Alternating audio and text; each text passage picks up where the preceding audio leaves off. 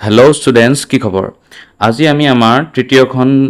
তৃতীয়টো খণ্ডলৈ আগবাঢ়িছোঁ আমাৰ প্ৰথম প্ৰশ্ন কাকতখনৰ দশম শ্ৰেণীৰ চেবাৰ। ঠিক আছে, তো এতিয়া আমি ইয়াত চাম আমাৰ 11 নম্বৰ প্ৰশ্নৰ পৰা বাকী আছে। এতিয়া আমি প্ৰশ্ন নম্বৰ 11টো চাম। ইয়াত দিয়া হৈছে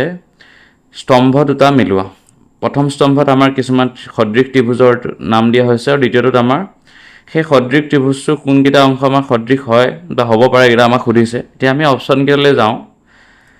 প্ৰথম অপশ্যন এত যদি চোৱা যায়, পিটো আমাৰ 3 নম্বৰ লগত মিলিব দিয়া হৈছে, মানে পি অপশ্যনটো আমাৰ 3টোৰ সৈতে মিলে। আমি যদি চাওঁ এই দুটা যদি সদৃশ হয়, ত্ৰিভুজ এ বি চি আৰু ত্ৰিভুজ এফ ডি চি, তেন্তে এংগল এ এংগল এফৰ সৈতে সমান হ'ব, এংগল বি এংগল ডিৰ সৈতে সমান হ'ব। কিন্তু ইয়াত আমাৰ 3 নম্বৰটো যদি চাওঁ, বিটো আমাৰ আন এটা এংগল বিটো আমাৰ এফৰ সৈতে সমান দিছে। ঠিক আছে, এইটো সম্ভৱ নহয়, তো আমাৰ এইটো অপশ্যন ভুল, অপশ্যন এইটো। বি অপশ্যনত যদি যাওঁ, তাত দেখিম আমি পি অপশ্যনটো আমাৰ 1ৰ লগত মিলাইছে। পিটো যদি 1ৰ লগত মিলিবলৈ হয়, তেন্তে এংগল ই আৰু বি সমান হ'ব লাগিব। এতিয়া এই সদৃশ ত্ৰিভুজকেইটাৰ ক্ষেত্ৰত যদি চোৱা যায়, আমাৰ ই বুলি কোনো অংশ নাই, তো তাৰ কাৰণে আমাৰ অপশ্যন বিও শুদ্ধ নহয়। এতিয়া আমি অপশ্যন চিটোলৈ যাম। ইয়াত দিয়া হৈছে আমাক অপশ্যন পি আমাৰ 4ৰ সৈতে মিলিছে। এতিয়া পি আৰু 4 অপশ্যন কেইটা যদি আমি চাওঁ, এংগল এটো আমাৰ এংগল ডি সৈতে মিলিছে, কিন্তু ইয়াত আমাৰ এংগল এটোৰ সৈতে যদি চোৱা যায়, সদৃশ ত্ৰিভুজৰ ক্ষেত্ৰত এংগল এফৰ সৈতে মিলিব লাগে, তো তাৰ কাৰণে আমাৰ অপশ্যন চিটো শুদ্ধ নহয়। সেইখন আমাৰ থকা অপশ্যনটোৱে শুদ্ধ হ'ব। আৰু আমি চাওঁ কেনেকৈ শুদ্ধ হ'ব। পি অপশ্যনটো মিলিছে 2 নম্বৰ সৈতে। পি 2 নম্বৰ সৈতে মিলিলে আমাৰ angle a equal to angle F হ'ব লাগে, যোনটো হয় ইয়াত দিয়া আছে। আমাৰ কিউ অপশ্যনটো মিলিব লাগিব 4ৰ সৈতে। কিউটো মিলিছে 4ৰ সৈতে। আমি যদি চাওঁ angle D equal to angle হৈ আছে আমাৰ এ, ঠিকে আছে, আমাৰ এংগল ডি এ সমান হৈ আছে। তেনেকৈ আমাৰ আৰ অপশ্যনটোৰ মতে আৰটো 1ৰ সৈতে মিলিব লাগে। তেতিয়াহ'লে আমি যদি চাওঁ ইটোৱে বিটোৱে মিলিব লাগিব, ঠিকে আছে। এংগল ই আৰু এংগল বি মিলিছে, ইয়াত সমান মাজৰ কোন দুটা হয়। তাৰপিছত আমাৰ অপশ্যন এছত দিয়া হৈছে 3টো, মানে আমাৰ কোনটো মিলিব লাগিব এছৰ মতে। অপশ্যন এছৰ মতে আমাৰ 3টো মিলিব লাগিব এছৰ সৈতে। 1 2 3 মিলিলে আমাৰ বি আৰু এফ সমান হ'ব লাগিব। ঠিকে আছে, এইকেইটা সমান হয়, মাজত আছে, তো তেতিয়াহ'লে ঠিকে আছে। আমাৰ অপশ্যন ডিটো শুদ্ধ হয় 11 নম্বৰ প্ৰশ্ন। তো 11ৰ যোনটো আনচাৰ হ'ব, সেইটো হ'ব কি আমাৰ অপশ্যন ডি। পিছৰটো প্ৰশ্নলৈ আগবাঢ়িছোঁ। তাত কি দিয়া হৈছে, উক্তি এ যদি P X equal to 5x square minus 11x minus ব্ৰেকেটৰ ভিতৰত কে মাইনাছ 3 বহুপদটোৰ শূন্য দুটা এটা আনটোৰ প্ৰতিক্ৰম হ'লে কে ইকুৱেল টু -2 হয়। এইটো এটা উক্তি দিলে। এতিয়া আমি উক্তিটো সঁচা দিছে নে মিছা দিছে আমি নিজৰ ফালৰ পৰা চাব লাগিব এইটো বস্তু। এতিয়া আমি 12 নম্বৰ প্ৰশ্নটোলৈ যাওঁ। প্ৰশ্ন নম্বৰ 12ত যদি এতিয়া চোৱা যায়, আমাক কৈ থৈছে কি বুলি, যে আমাৰ এটা সমীকৰণ দিছিলে পি এক্সক দিয়া হৈছে কিমান বুলি, আমাৰ 5x square minus 11x minus K minus 3। এতিয়া ইয়াৰে আমাৰ এটা শূন্য দিয়া হৈছে, আমাৰ এটা শূন্য দুটা হ'ল এটা আনটোৰ প্ৰতিক্ৰম বুলি কৈছে। ঠিক আছে, দিয়া নাইকিয়া। যদি আমি এটা শূন্যক আলফা বুলি ধৰি লওঁ, আনটো শূন্য আমাৰ কিমান হ'ব, আলফাৰ প্ৰতিক্ৰম, অৰ্থাৎ 1/α। এতিয়া কথা হ'ল কি, আমি জানো যে আমাৰ সম্পৰ্ক আছে কিছুমান, যেনেকৈ আমাৰ শূন্যকেইটাৰ সমষ্টিৰ সম্পৰ্ক, এটা শূন্যকেইটাৰ গুণফলৰ সম্পৰ্ক আমি পাইছোঁ। এতিয়া যদি আমি শূন্যকেইটাৰ গুণফলৰ আমাৰ সম্পৰ্কটোলৈ যাওঁ, আমি শূন্যকেইটাৰ গুণফলক আমি লিখিব লাগিব সদায় c/a বুলি, মানে আমাৰ শেষৰ পদটো বাই প্ৰথম পদটোৰ ধ্ৰুৱকটো। ঠিক আছে, তাৰমানে আমি আলফা ইনটু 1/α লিখিবলৈ যদি যাওঁ, সেইটো আমাৰ কিমান হ'ব, c/a হ'ব, c/a। এটা আমি পাইছিলোঁ যে শূন্যকেইটাৰ সমষ্টিৰ এটা সম্পৰ্ক আছে, যোনটো আমি তোমালোকে পাইছিলা alpha into beta, alpha beta equal to c/a। ইয়াত যিহেতু আমাৰ দ্বিতীয়টো শূন্য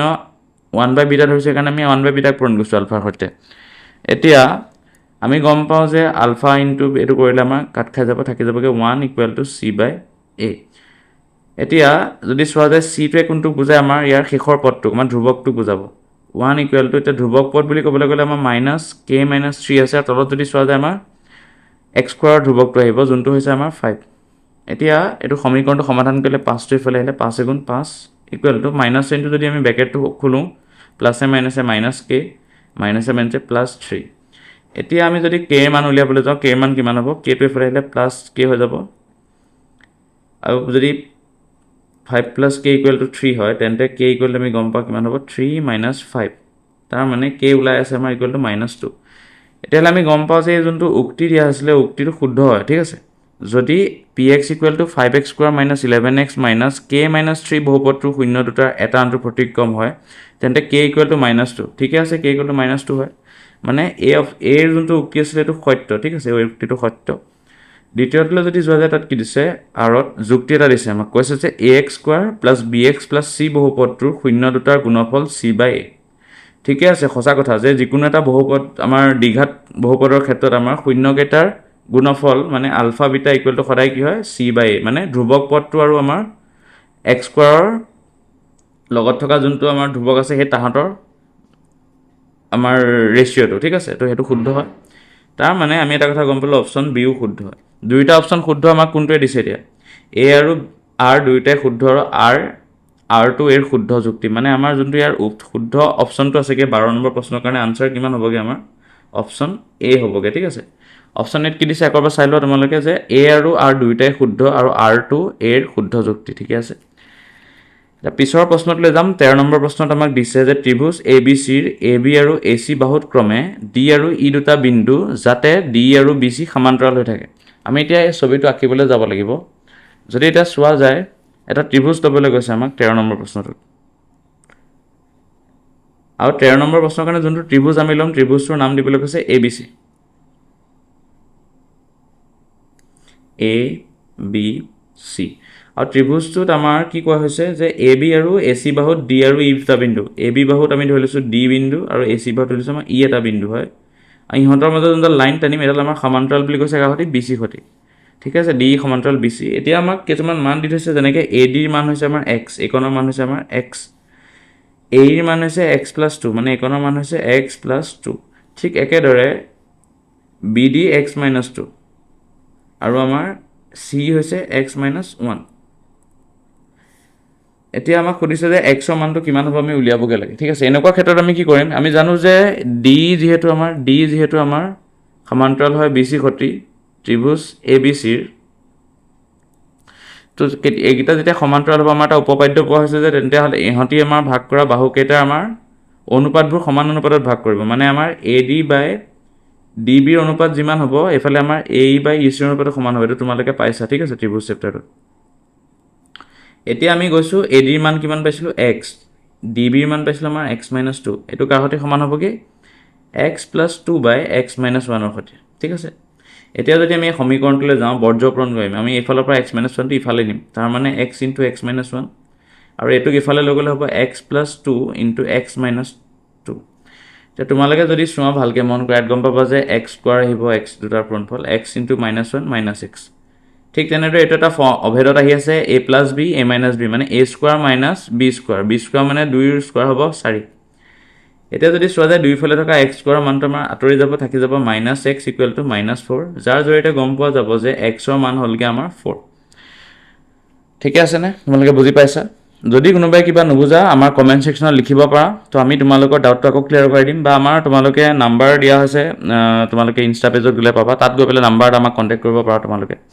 এতিয়া আহিলোঁ আমাৰ অপশ্যন কেইটালৈ ইয়াত অপশ্যন কেইটা যদি চাওঁ 13 নম্বৰ অপশ্যনত এত আছে 2 3 4 অপশ্যন চিটো আমাৰ আনচাৰ হ'বগৈ ঠিক আছে আনচাৰ হ'বগৈ অপশ্যন চি আৰু য'ত দিয়া হৈছে আমাৰ আনচাৰটো 4 এতিয়া পিছৰটো প্ৰশ্নলৈ আমি আগবাঢ়িম 14 নম্বৰ প্ৰশ্নটোলৈ 14 নম্বৰ প্ৰশ্নটোত কি দিয়া হৈছে আমাক ইয়াত যদি আমি চোৱা যায় ভালদৰে তেতিয়াহ'লে আমি পাম যে ইয়াত কৈছে যদি x² + 3x + k এটা 0 2 তেন্তে k ৰ মান কিমান হ'ব আমাক উলিয়াবলৈ দিয়া হৈছে অপশ্যন কেইটা 10 -10 5 আৰু -5 দিয়া হৈছে আমি চাওঁ হয় এইটো কিমান হ'বগৈ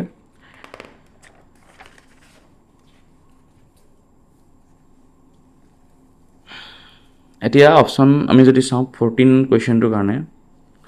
14 নম্বৰ প্ৰশ্নটো দিয়া হৈছিলে আমাক এটা বহুপদ যে x² + 3x + k এটা 0 2 আমি লিখি ল'লোঁ বহুপদটো যে x² + 3x + k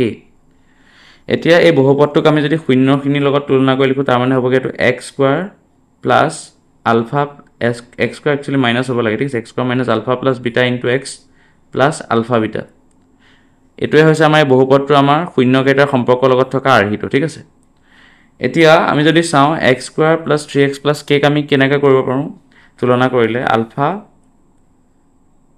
plus beta যাৰ মানটো হ'বগৈ আমাৰ কিমান -3 হ'বগৈ এইটোৰ লগত যদি আমি তুলনা কৰোঁ এইটো এনেকুৱা ধৰণে হ'বগৈ -3 ইনটু x তেতিয়া আলফা বিটাৰ ক্ষেত্ৰত আমাক এটাৰ মান দি থৈছে এটা শূন্যৰ মান আমাক কিমান দিয়া হৈছে 2 মানে আমি তাৰে ধৰি লৈছোঁ যে আমি ধৰিব পাৰোঁ আলফা = 2 বুলি এনেকৈ ধৰি লওঁ তেতিয়াহ'লে আমাৰ 2 + বিটা = হ'বগৈ -3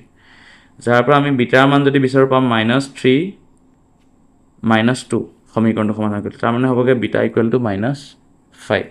এতিয়া যদিহে বিটাৰ মান -5 হয় তেনেহ'লে এতিয়া আমি যদি চাওঁ আলফা ইনটু বিটাৰ ক্ষেত্ৰত আমাৰ যদি চোৱা যায় সদায় আলফা বিটা শূন্যকেইটাৰ আমাৰ গুণফলটো সদায় কাৰ সৈতে মিলে আমাৰ c/a ৰ সৈতে মিলে c/a এইটো আপুনি অলপ দেৰি আগত পাই আহিছিলোঁ আগৰ প্ৰশ্নটো তাৰ মানে আমাৰ আলফাৰ মান আমাৰ হৈছিলে 2 পূৰণ বিটাৰ মান হৈছিলে -5 যোনটো মিলিব আমাৰ c মান আছিলে আমাৰ k ইয়াৰ প্ৰশ্নটোৰ ক্ষেত্ৰত আমাৰ যদি চোৱা যায় c মানে হৈছে k ধ্ৰুৱক পদটো আৰু আমাৰ a মানে হৈছে x স্কোৱাৰৰ সহগ যোনটো হ'বগৈ আমাৰ 1 এই সমীকৰণটোৰ ক্ষেত্ৰত যাৰ পৰা গম পোৱা গ'ল যে k ইকুৱেল টু -10 অপশ্যন এতিয়া আমি যদি বিচাৰোঁ ইয়াত -10ৰ অপশ্যন কোনটো ওলাব অপশ্যন বিটোৱে আমাৰ শুদ্ধ অপশ্যন ঠিক আছে তো আনচাৰ হ'ব আমাৰ অপশ্যন বি -10 এতিয়া আমি ইয়াৰ পিছৰ প্ৰশ্নটোলৈ আগবাঢ়িম যে য'ত দিয়া হৈছে আমাৰ প্ৰশ্ন নম্বৰ 15 যে যদি -2/3 to the power n+1 into -2/3 to the power 5 equal to -2/3 whole to the power 7 তেন্তে এনৰ মান কিমান হ'ব এতিয়া উলিয়াব লাগে এইটো এটা খুবেই সহজ আমাক অংক দিছে যদি আমি ইয়াত চোৱা যায় 15 নম্বৰ প্ৰশ্নটোৰ কাৰণে প্ৰশ্ন নম্বৰ 15 তোমালোকৰ চোৱা ভালকৈ ইয়াত কি দিছে আমাক -2/3 whole to the power n+1 into -2/3 whole to the power 5 which is equal to দিয়া হৈছে আমাক -2/3 হোল টু দি পাৱাৰ 7 এতিয়া এইটো এটা আমাৰ ইয়াত এটা অভেদ ব্যৱহাৰ হয় য'ত আমি গম পাওঁ যে একে একে দুটা সংখ্যা পূৰণ হৈ থাকিলে সিহঁতৰ আমাৰ ঘাতকেইটা যোগ কৰিব পাৰি মানে -2/3 whole to the power n+1 plus আমি 5 কৰিব পাৰোঁ যোনটো আমাৰ সমান হ'ব কাষতি আমাৰ ইটো ছাইডৰ সৈতে ঠিক আছে এতিয়া